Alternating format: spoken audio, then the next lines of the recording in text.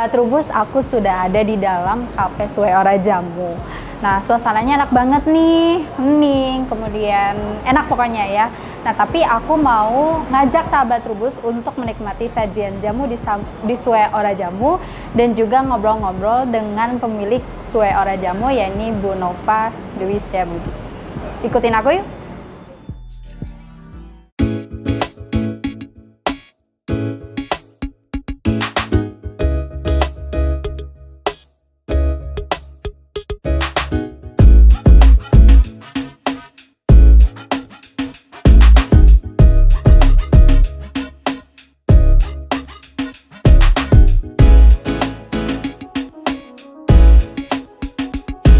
Sahabat Trubus, aku sudah bersama Ibu Nova Dewi.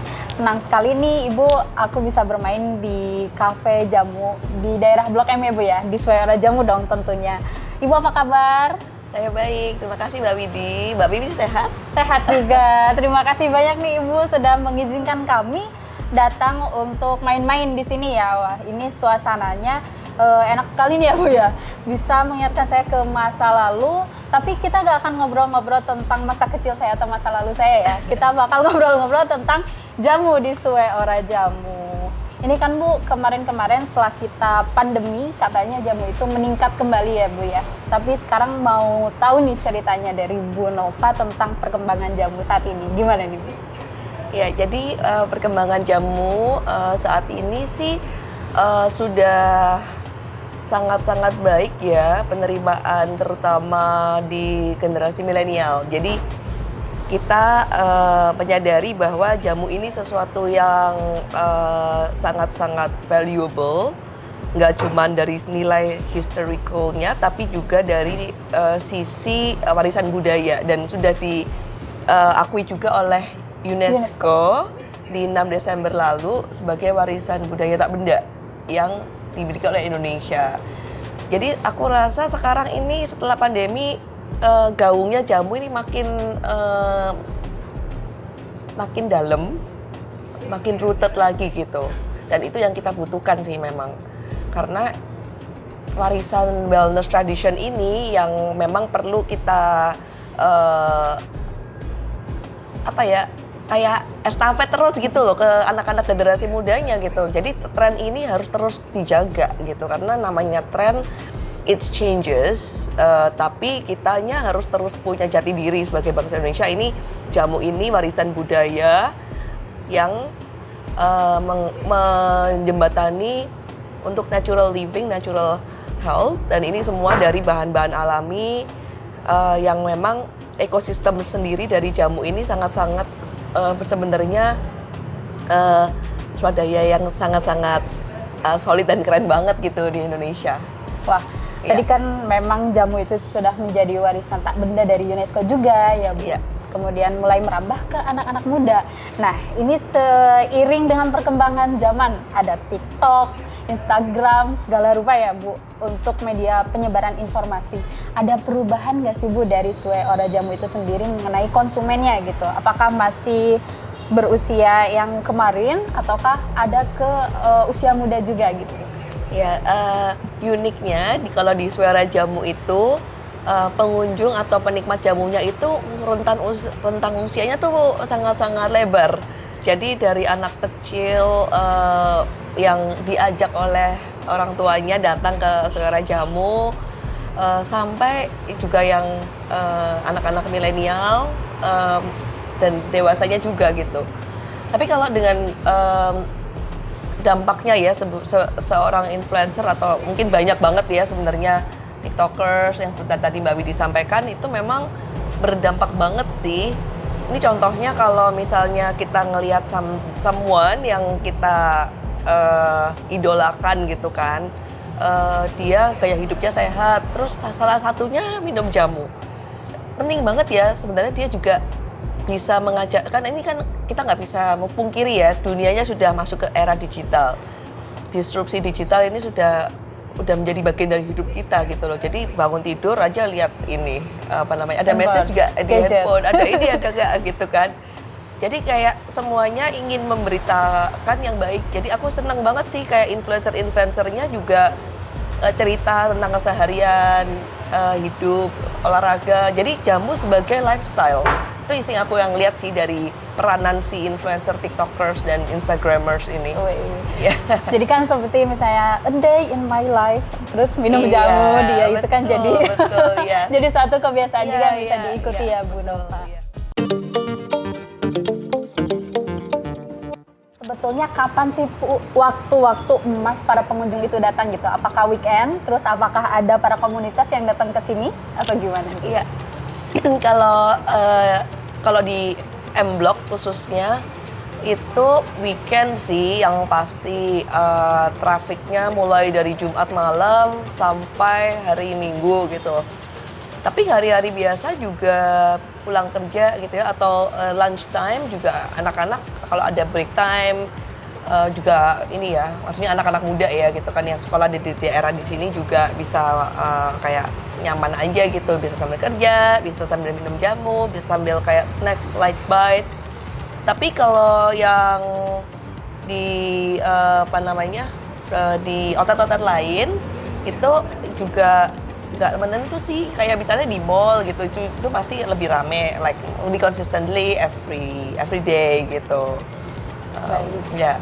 Perlu dikatakan bahwa Suara Jamu ini nggak di Blok M aja ya Bu ya? Ada di mana aja nih Bu? Jadi ada di M Block Space, di kawasan Blok M. Terus ada di komunitas Salihara di Pasar Minggu. Terus ada di Petak 6, itu di daerah Glodok, Jakarta Utara. Juga ada di Sarinah dan Tamrin City. Wah, jadi walaupun weekend, hari-hari biasa juga tetap ramai pengunjung. Iya. Dan menariknya Mbak, kadang-kadang juga ada komunitas-komunitas tuh yang datang. Misalnya komunitas dari Yayasan Negeri Rempah, nanti kita diskusi, membahas apa, membahas kayak mungkin tentang kretek, tentang minuman, ya, atau tentang kecantikan gitu. Jadi seneng ya di sini tuh kayak jadi ruang temu gitu, ruang temu untuk teman-teman komunitas juga diskusi, mungkin bedah buku juga bisa gitu. Event-eventnya tuh macam-macam Mbak, yang community events. Oke. Ya. Jadi misalnya ada yang lagi viral nih, misalnya kemarin kretek, nah itu diskusinya di sini aja di Iya. Suara Jamu karena kita menjamu Indonesia ya Bu. Iya. Oke. Nih Bu, ngomongin jamu, Bu Nova ini sudah 10+1 ya Bu. 10 tahun alias 11 tahun merintis dari usaha jamunya gitu ya Bu, hingga saat ini. Nah gimana sih cara mempertahankan kualitasnya? Karena sekarang kan juga kafe-kafe jamu tuh cukup menjamur juga ya Bu ya? Ya. Untuk Suara Jamu sendiri sih karena spiritnya kita dari awal membuat ruang dan sebuah pengalaman gitu ya. Bisa minum jamu, bisa ngambil sendiri, jadi kita dengan sisi ke konsistensian kita sih, konsisten ya Bu. Iya.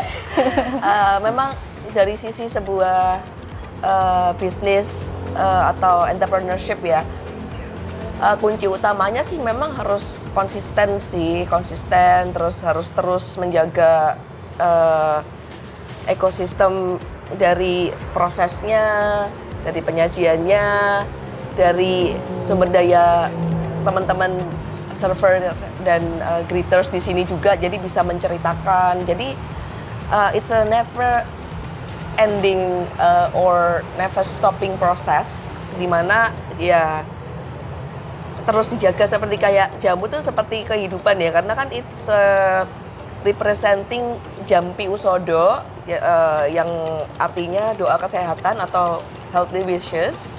Jadi kita terus ingat itu gitu loh Mbak. Kalau misalnya kita mengerjakan usaha di bidang jamu ini, salah satunya juga harus memberikan healthy wishes gitu. Meskipun ini semua produk-produk natural yang punya amazing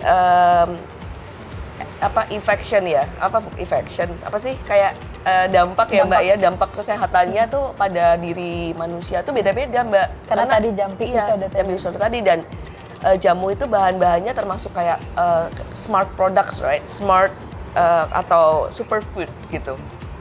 Jadi memang itu yang selalu kita sharing gitu ke masyarakat bahwa ya minum jamu ini baik, sehat, dan supaya sama-sama bisa menikmati dan menjaga dan mengapresiasi bersama gitu. Wah, keren banget nih. Kuncinya bisa bertahan 1 dekade plus 1 adalah konsisten.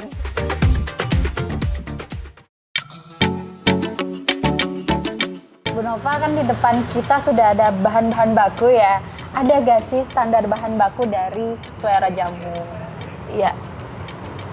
Untuk standar bahan bakunya kita untuk pengolahan ada beberapa macam ya. Ada yang langsung fresh blend, ada yang dried process, juga ada yang di treat lagi gitu. Karena kalau misalnya dari si petaninya, apa yang kita sampaikan, yang kita arahkan dan dibantu oleh tim yang meng-QC lagi, itu lebih ke kayak tipenya ya. Jadi kita udah nentuin jahenya yang dipakai memang dari misalnya kita Jawa Tengah gitu ya.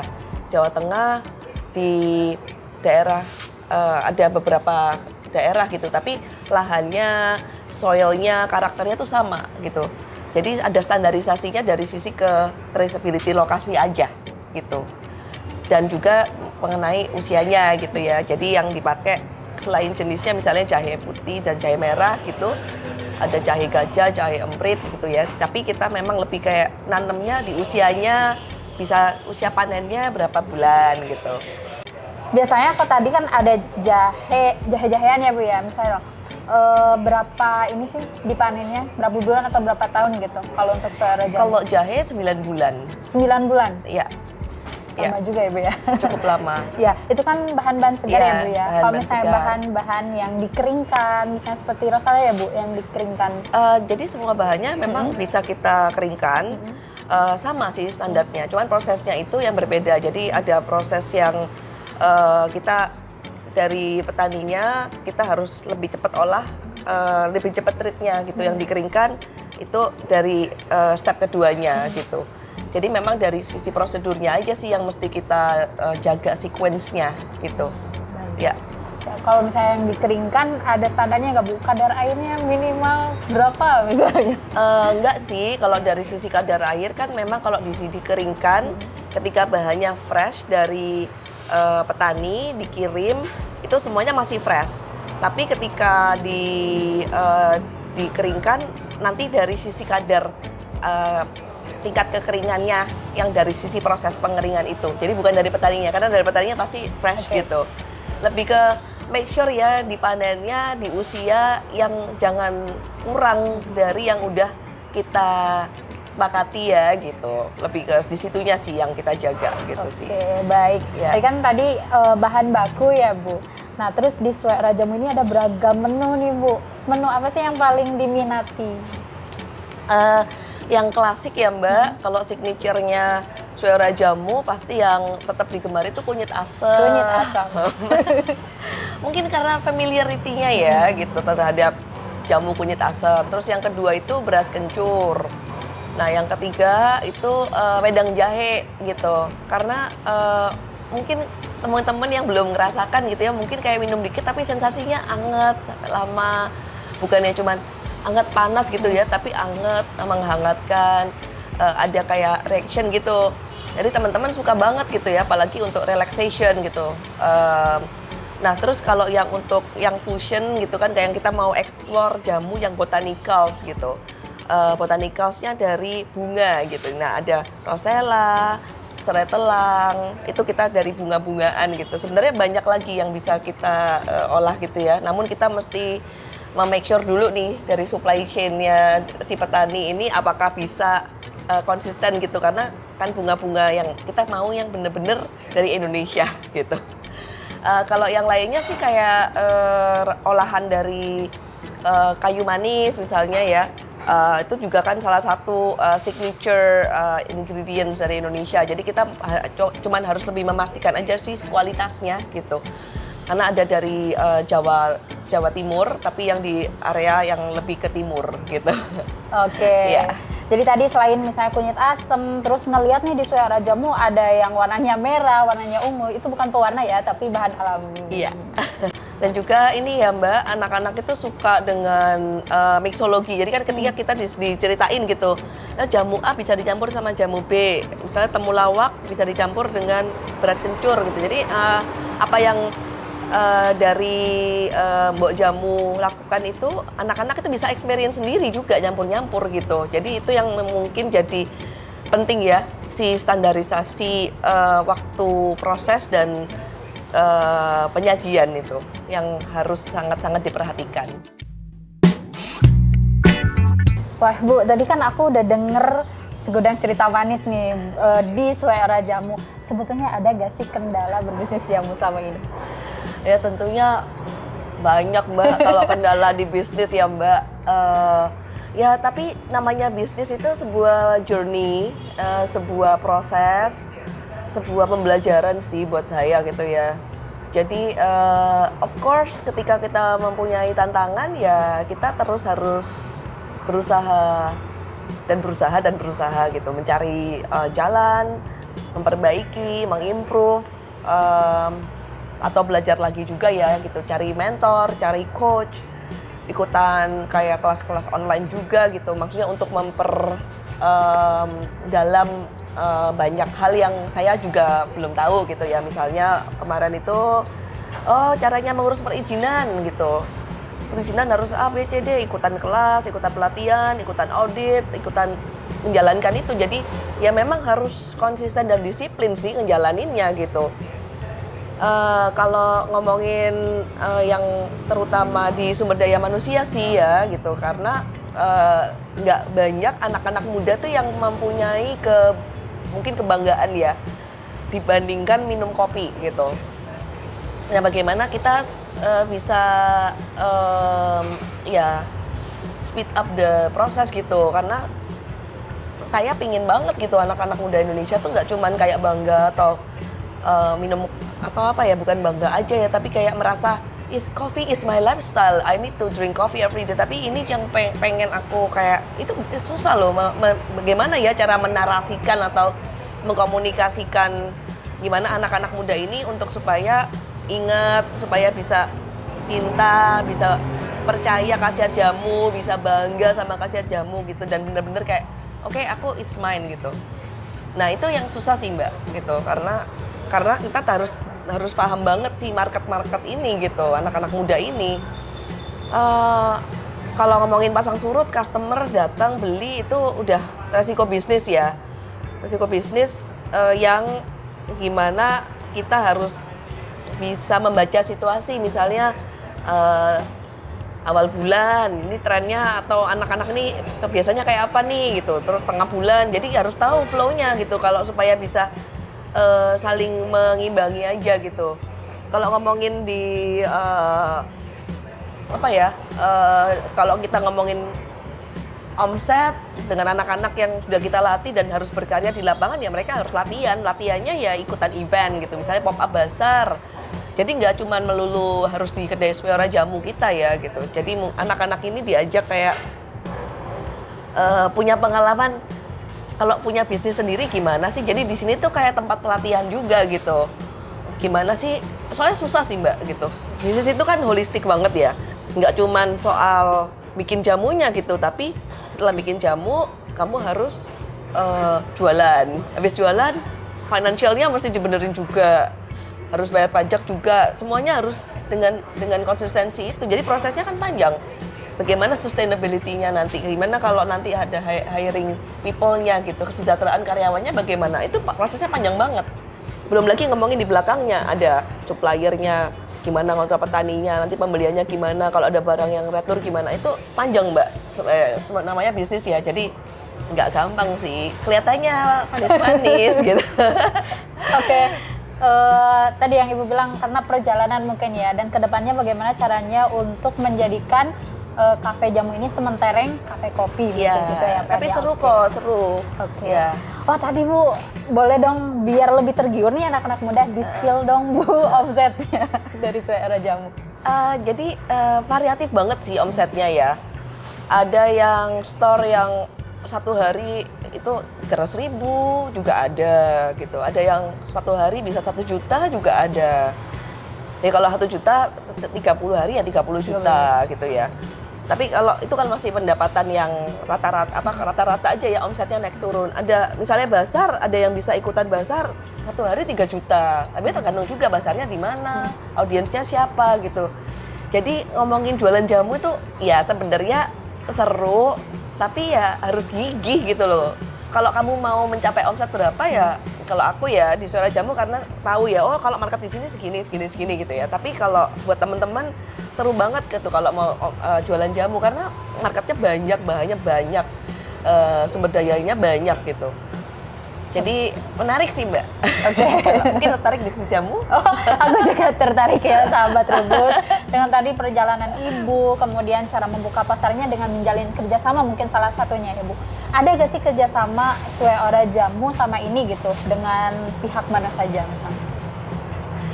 Suara Jamu banyak banget ya melakukan kerjasama dengan perusahaan-perusahaan jamu tradisional, dengan perusahaan jamu farmaseutikal, dengan perusahaan yang non jamu juga gitu ya. Jadi collab yang kita lakukan misalnya kemarin itu dengan kecap Heinz gitu, ABC ya, Heinz ABC itu kecap tomat gitu. Ya ngolah minuman ya coba men-challenge gitu, minuman dicampur saus tomat gimana sih gitu. Tapi itu yang modern ya, tapi yang paling rooted itu saya kerjasama dengan perusahaan jamu tertua di Indonesia juga gitu, karena dari Surabaya, saya juga kelahiran Surabaya, jadi saya semangat gitu ya, ini jamu tertua di Indonesia, yuk kita sama-sama ngangkat lagi ceritanya gitu. Jadi ada di outlet-outlet kita gitu kerjasamanya gitu. Kita juga bikin kayak pop up juga gitu, ada di Sarina sama Tamrin itu bersama dengan Jamu Ibu. Kita juga punya teman-teman di komunitas gabungan pengusaha jamu ya, atau GP Jamu gitu. Di situ banyak banget teman-teman yang kerjasama. Mbak Nova kita pop up nanti ngomongin wellness, kalau kita ngomongin jadi banyak banget Mbak kolaborasi yang kita lakukan sih untuk di Suara Jamu. Wah, itu tuh karena sekarang eranya kolaborasi. Iya, betul.